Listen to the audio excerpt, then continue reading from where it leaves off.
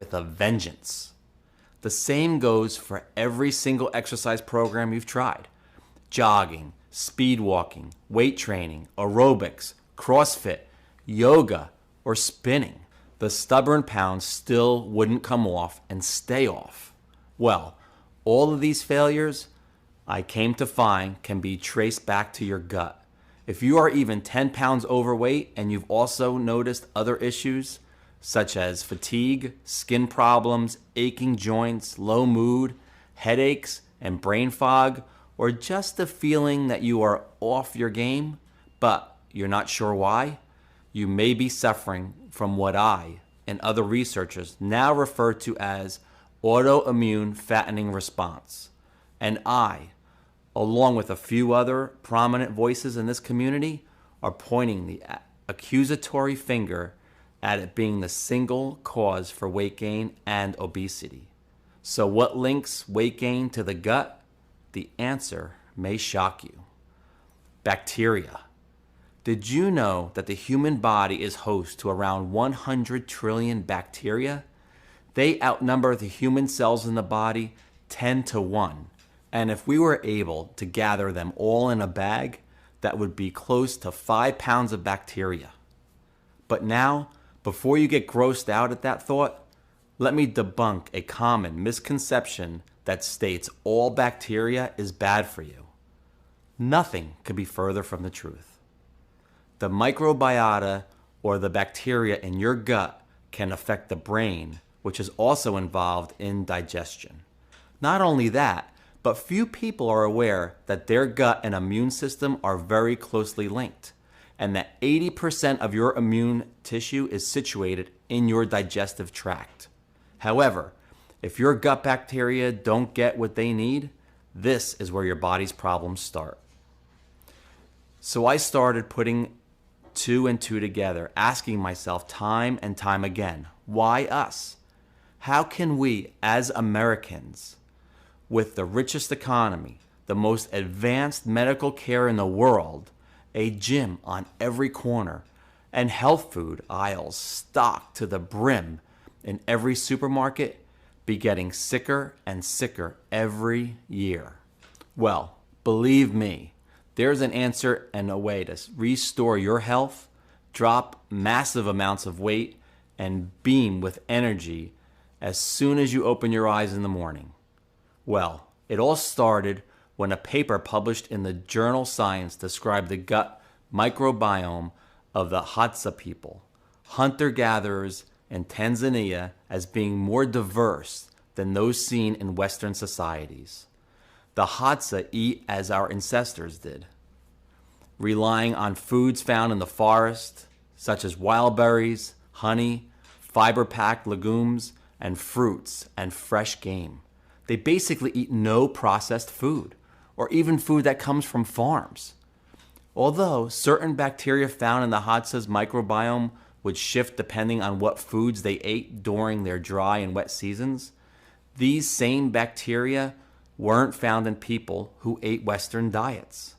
The study mentioned analyzed over 350 stool samples from Hadza people taken over the course of about a year.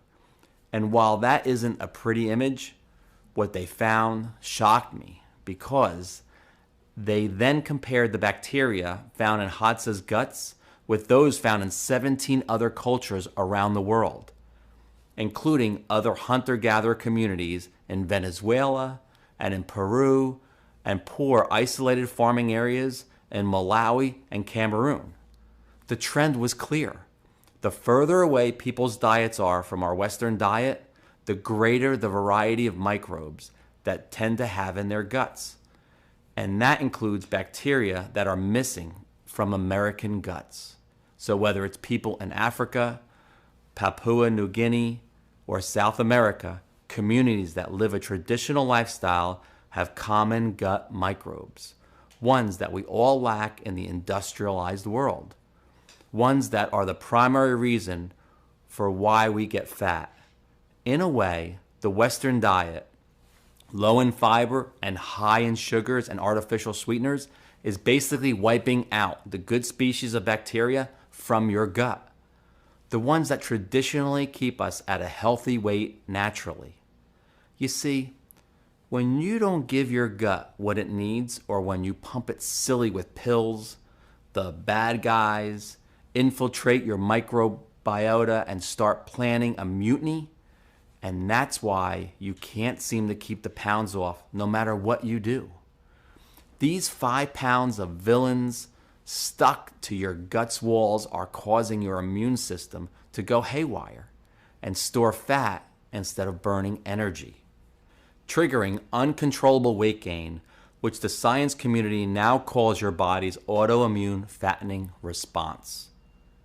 Before you can blink, you'll come to realize that the autoimmune fattening response turned into something much, much worse, like obesity, type 2 diabetes, and even heart disease. It's like a game of domino, and the first piece was triggered by your own fork. Have you heard the famous saying, "You are what you eat"? Well, the first big culprit that's responsible for us getting sicker and sicker is none other than our very own standard American diet. SAD for short. And that's exactly what our nutrient-depleted bodies are when we eat it. But that's not nearly all, because you won't believe how deeply it morphs our inside after even as little as a few days. Literally, any bite you take is massacring your good bacteria and paving the way for the bad ones to create a terror state in your own gut. That's why you get fatter and fatter despite every diet you ever tried, despite always choosing to walk instead of drive, despite doing everything your doctor ever told you to do. It's not that you're weak or fall off the wagon. It's that the wagon is not what it's all played out to be. Don't believe me? I'll prove it to you. So let's say you have a bowl of soup and a salad with some grilled chicken for lunch. After all, this is every nutritionist's dream meal for you. Have you ever thought about how your body breaks down that lunch? Well, whatever you eat can either not feed or completely wipe out your good bacteria. Of course, at first sight, that salad makes you think vitamins, while that chicken breast makes you think you also got your proteins. But what if I told you that after that meal alone, chances are you already killed off 25% of your gut's good microorganisms, and you made way for the bad guys to step in and start a gut genocide?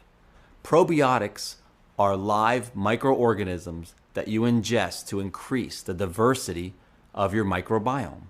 They help keep you strong, healthy, and resilient to invasions by bad microbes. Historically, our gut was full of probiotics, from eating fresh foods from good soil and by fermenting our foods to keep them from spoiling.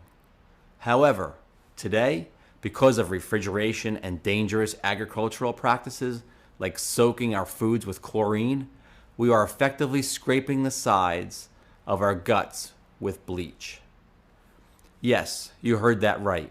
The chemical you use to disinfect your toilet bowl is the exact same thing the food industry dunks your food in. And while many of us avoid drinking tap water because of the horrid chlorine smell and taste, we still unknowingly ingest it in moderate to high amounts every single day, because it's hidden in something we thought to be healthy: fruits and veggies. Not only that, but remember, you also added some grilled chicken to that vitamin-filled salad for lunch, right? Well, you'll be shocked to learn that your protein source was also washed in the same deadly chemical. The European Union refuses to import meat from the US for this exact reason. So while we may think we are eating the fruits and berries that keep the hatza so healthy, we're actually killing off the good bacteria in our guts and paving the way for the evil guys to orchestrate their mutiny. Imagine that with each bite of an apple, you also take a sip of bleach to wash it down. The mere thought of that makes me want to throw up. And that's not nearly all. Studies tie an undeniable link between chlorine in tap water to the destruction of our gut microbiome and the dramatic rise of heart disease in the United States. So why does the medical establishment ignore the fact that when the gut suffers, the entire body suffers? Nobody ever looks at the root cause behind these diseases, which kill more people every year than any war. As a result, our food contains little to no probiotics, and most foods today actually contain antibiotics that kill off the good bacteria in our bodies. It's a double whammy. Which brings me to the second biggest threat to your gut health: prescription and OTC drugs. Harvard researchers uncovered in January 2020 the mystery behind how your gut can turn against you and what can trigger it. They constructed what they called